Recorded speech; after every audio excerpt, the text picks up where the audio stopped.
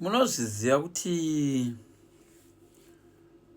kumusha kwedu kune anonzi makwakwa. Makwakwa akaita senge matamba, mazvumu, but haasi mazvumu, anenge ane mhodzi dzakawanda mukati.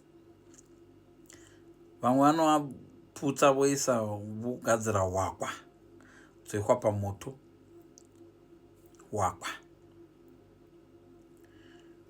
kune mashuku, ndo amozive mashuku amunoti mazhanje, sikwedu tomati mashuku. Aiwanikwa kunana bhokwa maini uko kwamuchipisi uko. Imi munoti anowanikwa kujiri.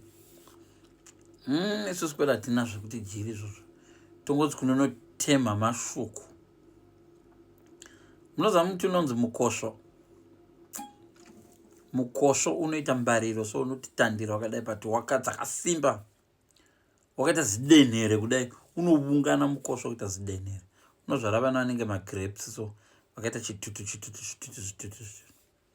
Makosvo. Magogonanzvi munomaziva. Gavakava iro riya rinoita maruva matsvuku, so shiri dzicha dzichinanzva. Dhiringi inobuda muzvimaruva izvo zvaizvo magogonanzvi chaizvo kusvika tatsvuka kweso tasara takaita yellow, uchisveta magogonanzvi.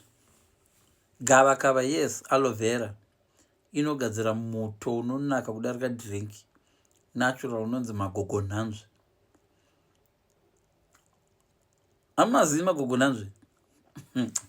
Funzai vanhu vanobva kunana zvishava nemberembwa, zvishava nemusume, buti kwedu mpeutwe chivi,